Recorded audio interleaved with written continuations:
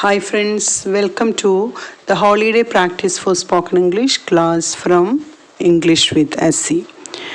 നാം കഴിഞ്ഞ ക്ലാസ്സുകളിൽ പഠിച്ച കാര്യങ്ങളെല്ലാം നമുക്കൊന്ന് റീവൈൻഡ് ചെയ്ത് നോക്കാം അല്ലേ. അപ്പോൾ ഇന്ന് നാം സ്റ്റാർട്ട് ചെയ്യുന്നത് തന്നെ നമ്മുടെ എക്സസൈസിൽ നിന്നാണ്.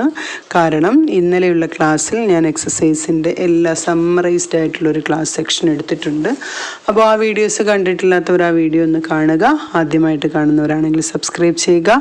നിങ്ങളുടെ ഷെയറും കമൻറ്റും ഒക്കെ എനിക്ക് വിലപ്പെട്ടതാണ്. തീർച്ചയായും മറക്കാതെ ലൈക്ക് ആൻഡ് കമൻറ്റ്. ഓക്കെ, അപ്പോൾ നമുക്ക് ഈ എക്സസൈസ് സെൻറ്റൻസ് വൈസ് എക്സസൈസിന് ശേഷം ഏറ്റവും അവസാനം പാരഗ്രാഫായിട്ടൊരു ക്വസ്റ്റ്യൻ കൊടുത്തിട്ടുണ്ട്.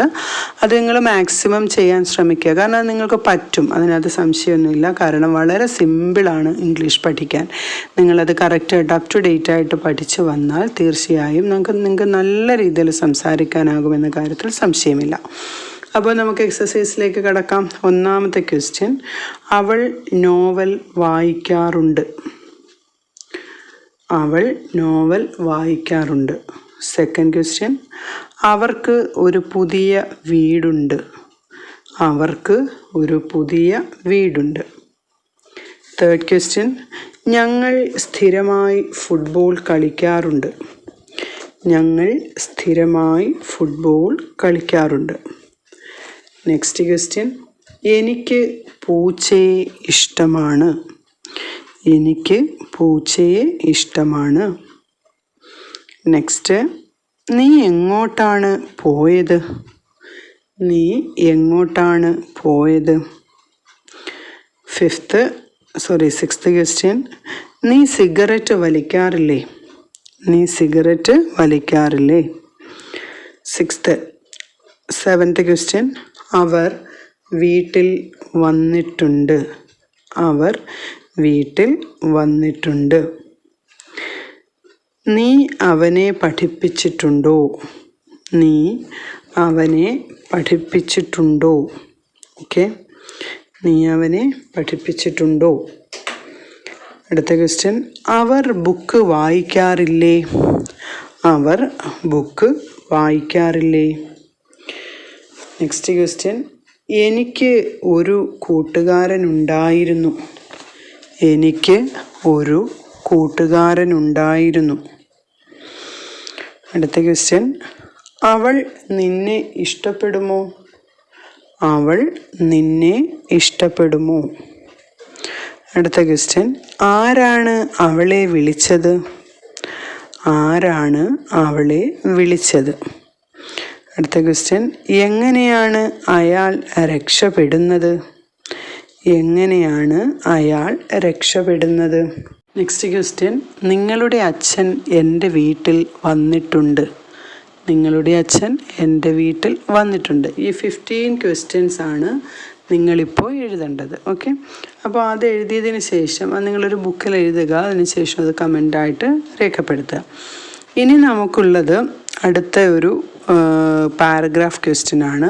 പാരഗ്രാഫ് ക്വസ്റ്റ്യനകത്ത് ഞാൻ കുറച്ച് ഡീറ്റെയിൽ ആയിട്ട്, അതായത് നിങ്ങൾക്ക് ഇതുവരെ നമ്മൾ പഠിച്ച എല്ലാ കാര്യങ്ങളും കൂടി ചേർത്ത് കുറച്ച്, അതായത് ഇപ്പോൾ ഈ ഒരാഴ്ച നമ്മൾ പഠിച്ച കാര്യങ്ങളെല്ലാം കൂടി ചേർത്തുകൊണ്ടാണ് ഞാനൊരു ചെറിയൊരു പാരഗ്രാഫ് ഇട്ടിരിക്കുന്നത്. അപ്പം ഞാനത് പറയാം, നിങ്ങൾ സ്ക്രീനിൽ നോക്കുക കേട്ടോ. അത് ഞാൻ 2-3 ഇതായിട്ടായിരിക്കും കൊടുക്കുന്നത്. ഓക്കെ, പാരഗ്രാഫുകളായിട്ട്. ഞാൻ 4 മണിക്ക് എഴുന്നേൽക്കുന്നു. പ്രഭാത കർമ്മങ്ങൾക്ക് ശേഷം 4:30 പ്രാർത്ഥിക്കുന്നു. ഇന്നലെ ഞാൻ താമസിച്ചു, എന്നാലും എല്ലാ ദിവസവും കൃത്യമായി പ്രാർത്ഥിക്കും. നാളെ എൻ്റെ വിജയം അതായിരിക്കും. പ്രാർത്ഥനയ്ക്ക് ശേഷം ഞാൻ പുസ്തകങ്ങൾ വായിക്കും. എൻ്റെ ബാങ്ക് ബാലൻസ് അതാണ്. നിങ്ങൾക്കറിയുമോ, പുസ്തകങ്ങൾ അറിവിൻ്റെ താളുകളാണ്. വായനയ്ക്ക് ശേഷം ന്യൂസ് പേപ്പർ കൂടി നോക്കും. മുമ്പ് ഒരു പരന്ന വായനയുടെ സ്ഥലമായിരുന്നു എനിക്ക് ന്യൂസ് പേപ്പർ. ഇന്ന് അതിൽ ഒന്നുമില്ല. എന്തിന് ജീവിക്കുന്നു എന്ന ചിന്തയുണ്ടാക്കുന്ന കുറേ പേജുകൾ മാത്രം, അല്ലേ? നിങ്ങൾ വായിക്കില്ലേ? വായിക്കണം. എൻ്റെ വായനയ്ക്ക് ശേഷം ഭക്ഷണവും ഒപ്പം ജോലിയിലേക്കുള്ള യാത്രയും. ഇപ്പോൾ ഞാൻ ദൂരെയാണ്. മുമ്പ് എനിക്ക് ജോലി അടുത്തായിരുന്നു. ഇനിയും ഞാനിവിടെ വരും.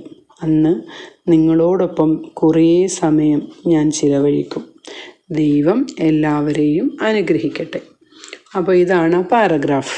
അപ്പോൾ ഇനി നിങ്ങൾ നോക്കേണ്ടത് ഈ പാരഗ്രാഫ് നിങ്ങൾക്ക് എഴുതാൻ പറ്റുമോ എന്നാണ്. അപ്പോൾ ഞാനത് ഒന്നുകൂടെ ഒന്ന് വായിക്കാം. ഞാൻ 4 മണിക്ക് എഴുന്നേൽക്കുന്നു. പ്രഭാത കർമ്മങ്ങൾക്ക് ശേഷം 4:30 ഞാൻ പ്രാർത്ഥിക്കുന്നു. ഇന്നലെ ഞാൻ താമസിച്ചു പോയി, എന്നാലും എല്ലാ ദിവസവും കൃത്യമായി പ്രാർത്ഥിക്കും. നാളെ എൻ്റെ വിജയം അതായിരിക്കും. പ്രാർത്ഥനയ്ക്ക് ശേഷം ഞാൻ പുസ്തകങ്ങൾ വായിക്കും. എൻ്റെ ബാങ്ക് ബാലൻസ് അതാണ്. നിങ്ങൾക്കറിയുമോ, പുസ്തകങ്ങൾ അറിവിൻ്റെ താളുകളാണ്. വായനയ്ക്ക് ശേഷം ന്യൂസ് പേപ്പർ കൂടി നോക്കും. മുമ്പ് ഒരു പരന്ന വായനയുടെ സ്ഥലമായിരുന്നു എനിക്ക് ന്യൂസ് പേപ്പർ. ഇന്ന് അതിൽ ഒന്നുമില്ല. എന്തിന് ജീവിക്കുന്നു എന്ന ചിന്തയുണ്ടാക്കുന്ന കുറേ പേജുകൾ മാത്രം, അല്ലേ? നിങ്ങൾ വായിക്കില്ലേ? വായിക്കണം. എൻ്റെ വായനയ്ക്ക് ശേഷം ഭക്ഷണവും ഒപ്പം ജോലിയിലേക്കുള്ള യാത്ര. ഇപ്പോൾ ഞാൻ ദൂരെയാണ്. മുമ്പ് എനിക്ക് ജോലി അടുത്തായിരുന്നു. ഇനിയും ഞാൻ ഇവിടെ വരും. അന്ന് നിങ്ങളോടൊപ്പം കുറേ സമയം ഞാൻ ചിലവഴിക്കും. ദൈവം എല്ലാവരെയും അനുഗ്രഹിക്കട്ടെ. അപ്പോൾ ഇതാണ് നമ്മുടെ പാരഗ്രാഫ് ക്വസ്റ്റ്യൻ. ഇതിനകത്ത് നിങ്ങൾക്ക് ഡൗട്ട് ഉണ്ടാക്കുന്ന പല സെക്ഷനും ഉണ്ടായിരിക്കും. അപ്പോൾ അവിടെ നിങ്ങൾ ചെയ്യേണ്ടത് അത് കമൻസുകളായിട്ട് വേറെ പ്രത്യേകമായിട്ട് എഴുതി ഇതെങ്ങനെയാണ് എന്ന് ചോദിക്കുക. അതിനകത്ത് ഡൗട്ട്സിൻ്റെ ഒന്നും ആവശ്യമില്ല. പിന്നെ നിങ്ങൾ മനസ്സിലാക്കേണ്ടത് നമ്മൾ മുമ്പ് പറഞ്ഞ കാര്യങ്ങൾ, അതായത് നമ്മൾ സ്ഥിരമായി ചെയ്യുന്ന കാര്യങ്ങളെ ഡു അല്ലെങ്കിൽ ഡസ് ചേർത്ത് എഴുതുക. അതുപോലെ കഴിഞ്ഞുപോയ കാര്യങ്ങളെ ഡിഡ് ചേർത്ത് എഴുതുക. ഇനി വരുന്ന കാര്യങ്ങളെ വിൽ ചേർത്ത് എഴുതുക. അതുപോലെ വന്നിട്ടുണ്ട്, പോയിട്ടുണ്ട് മുതലായവ വരുമ്പോൾ ഹാസ് ഓർ ഹാവ് എഴുതുക.